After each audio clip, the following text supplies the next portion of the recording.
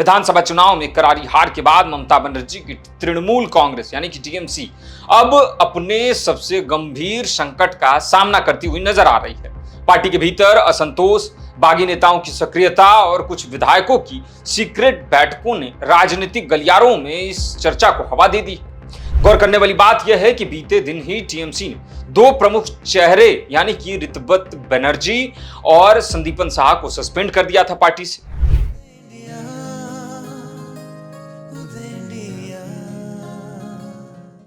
नमस्कार, उदय India digital में आपका स्वागत है। मैं हूं सातक उपाध्याय।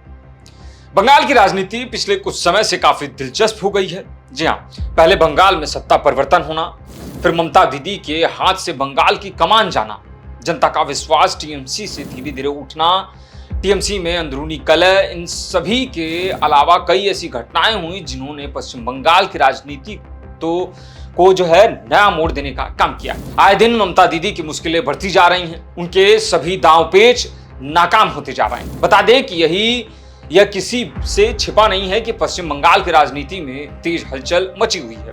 विधानसभा चुनाव में करारी हार के बाद ममता बनर्जी की तृणमूल कांग्रेस यानी कि टीएमसी अब अपने सबसे गंभीर संकट का सामना करती हुई नजर आ रही है। पार्टी के भीतर असंतोष, बागी नेताओं की सक्रियता और कुछ विधायकों की सीक्रेट बैठकों ने राजनीतिक गलियारों में इस चर्चा को हवा दे दी।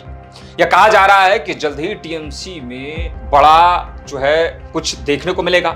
और सबसे बड़ा सवाल जहन में यह आता है कि कहीं बंगाल में भी महाराष्ट्र जैसा राजनीतिक घटनाक्रम तो नहीं दोहराया जाने वाला है।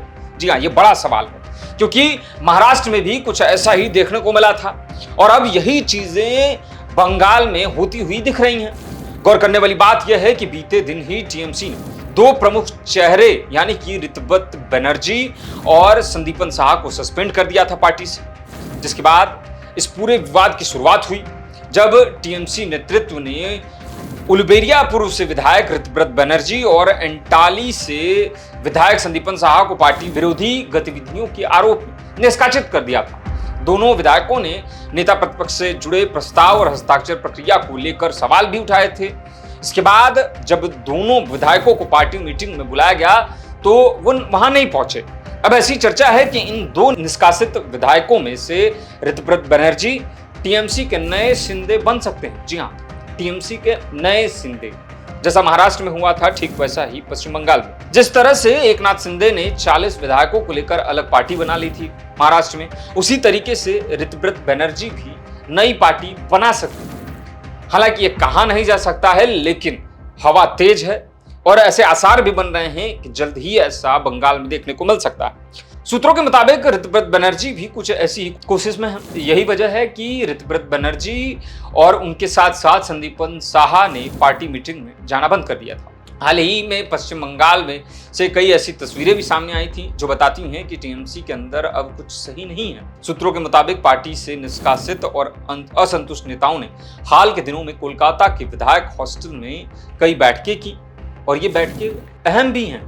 इन बैठकों में टीएमसी के भविष्य, संगठनात्मक बदलाव और कथित तौर पर एक नए राजनीतिक विकल्प पर चर्चा होने की बात कही जा रही है। टीएमसी के करीब 15 से 20 विधायक ऐसे नेताओं के संपर्क में जो पार्टी नेतृत्व पर जो है दबाव बनाने की कोशिश कर रहे हैं। खबर यह भी है कि असंतुष्ट नेता असली तृणमूल के नाम से अलग राजनीतिक मंच बनाने की तैयारी कर रहे हैं। ये एक बड़ा झटका है ममता बनर्जी के लिए कि अगर ऐसा होता है कि असली तृणमूल बनाया जाए तो शायद जो ममता बनर्जी की तृणमूल है वो टूट सकती है। टीएमसी सुप्रीमो ममता बनर्जी ने भी पार्टी पर आए इस खतरे को पूरी तरह से खारिज नहीं किया। यह बड़ी बात है। उनके चेहरे पर इस चीज को लेकर साफ तौर पर नाराजगी देखने को मिल रही है। अब गौर करने वाली बात यह है और देखना होगा कि क्या ममता दीदी जो दावे करती हैं कि पार्टी को कोई तोड़ नहीं सकता, वो इस बिखरती हुई पार्टी और उसकी राजनीति को दुरुस्त कर पाएंगी, या फिर महाराष्ट्र की तरह खेला बंगाल में टीएमसी और ममता दीदी के साथ होगा, या फिर ममता दीदी किसी ब्रह्मास्त्र का इस्तेमाल करके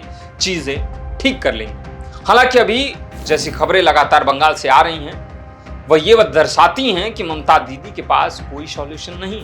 इस वक्त बंगाल की राजनीति का लोहा जो है गर्म और इंतजार इस बात का है कि हथौड़े से किस तरीके का वार होगा और उसका वार कैसा होगा। आज की इस कड़ी में बस इतना ही और भी खबर के लिए देखते रहिए उदय इंडिया डिजिटल। धन्यवाद।